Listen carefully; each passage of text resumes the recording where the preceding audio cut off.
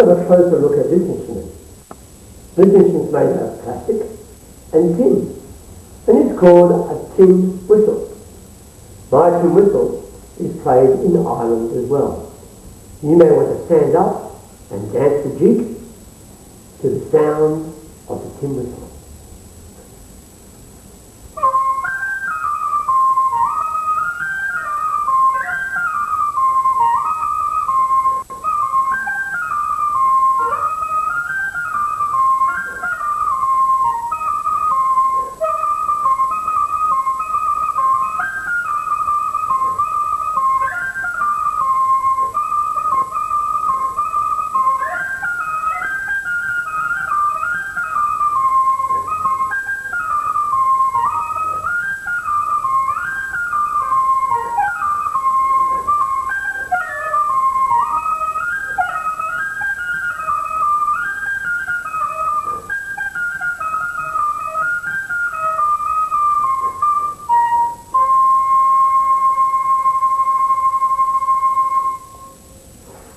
So this has been called the tin whistle.